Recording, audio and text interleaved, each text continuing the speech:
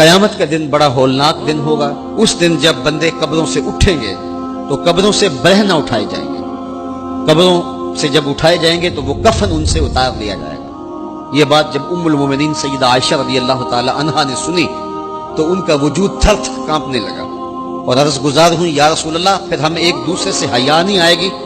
فرمایا عائشہ معاملہ اس سے بھی آگے ہے۔ مطلب کیا؟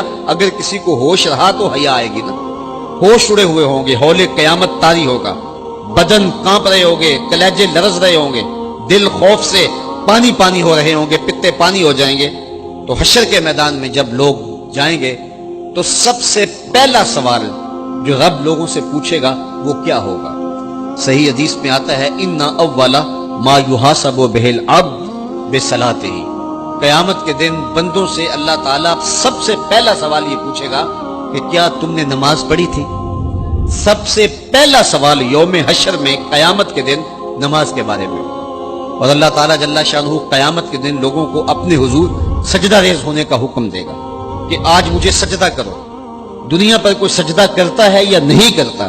قیامت کے دن تو چاہے گا کہ ابھی سجدہ ریز ہو جاؤں، بلکہ کافر بھی چاہیں گے کہ ہم بھی سجدہ ریز ہو جائیں۔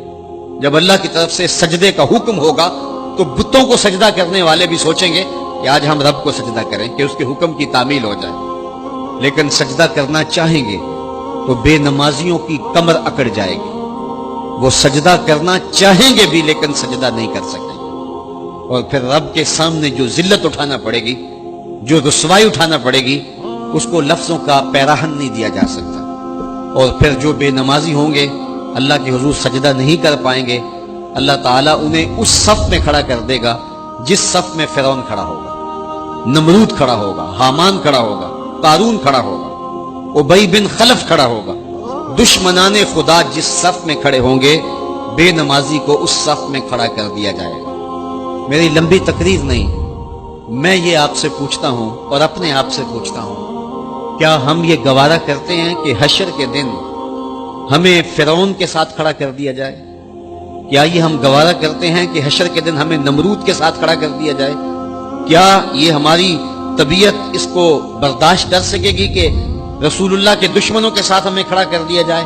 اور کیا میری مائیں اور بہنیں اور بیٹیاں یہ گوارا کر سکتی ہیں کہ رسول اللہ کی راہوں میں کانٹے بچھانے والی ام جمیل کے ساتھ انہیں کھڑا کر دیا جائے؟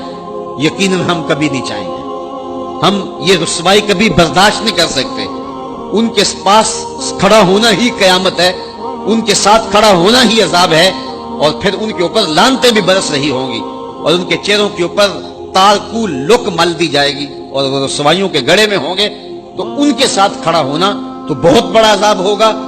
اور اگر کوئی تکلیف بدنی نہ بھی ہو تو ہم یہ گوارا نہیں کرتے کہ خدا کے دشمنوں کے ساتھ کھڑے ہوں۔ ہماری تو آرزو یہ ہے کہ بلال حبشی کے ساتھ کھڑے ہوں، ہماری تو تمنا یہ ہے کہ ابو ہریرہ کے ساتھ کھڑے ہوں، ہماری تو چاہت یہ ہے کہ رسول رحمت کے غلاموں کے ساتھ کھڑے ہوں، اور ہمیں نصیب ہو جائے حضور کے قدموں میں کھڑا ہونا، اہل بیت کے قدموں میں کھڑا ہونا، داتا گنج بخش علی حجویری کے پاس کھڑا ہونا نصیب ہو جائے، ہمیں بابا فرید کے پاس کھڑا ہونا نصیب ہو جائے، امام اعظم ابو حنیفہ کی قربت میں حضرت امام حسین کی قربت میں کھڑا ہونا نصیب ہو جائے۔ ہم تو یہ چاہیں گے کہ اس زمرے میں آئیں۔ کل میں نے عرض کیا تھا 2 ہی برادری رہ جائے گی قیامت کے دن، باقی ساری برادریاں ٹوٹ جائیں گی، ساری عمارتیں ٹوٹ جائیں گی، صرف 2 برادریاں، ایک یہ برادری جس کا سردار ابو جہل ہوگا، ابو لہب ہوگا، اور ایک وہ برادری جس کے سردار محمد عربی ہوں گے۔ اب جو بے نماز ہوگا اس کو کدھر کھڑا کیا جائے گا؟ جدھر ابو جہل ہوگا، جدھر ابو لہب ہوگا، جدھر عتبہ ہوگا، جدھر عتیبہ ہوگا، جدھر ولید بن مغیرہ ہوگا، جدھر فرعون ہوگا، حامان ہوگا، شدید ہوگا، شداد ہوگا، نفدنون ہوگا، قارون ہوگا، دشمنان خدا ہوں گے۔ بے نمازی کو صف میں کھڑا کر دیا جائے۔ 6 گھنٹے کی تقریر نہیں کرتا، ان 2 لفظوں کو سمجھ لیں۔ کیا ہم گوارا کر سکتے ہیں کہ اس صف میں نہ کھڑے ہوں جس صف کی امامت رسول اللہ کر رہے ہوں، بلکہ اس صف میں کھڑے ہوں جہاں فرعون کھڑا ہو، نمرود کھڑا ہو، حامان اور قارون کھڑا ہو؟ تو یقیناً ہم تو اس تصور سے کانپ جائیں کہ ہم ادھر کھڑے ہوں گے۔ تو پھر آج دعا کی اس محفل کے اندر یہ عزم کر کے اٹھو کہ جان جائے تو جائے، نماز نہ جائے۔ 5 گانا نماز شعار زندگی بنا لیں گے۔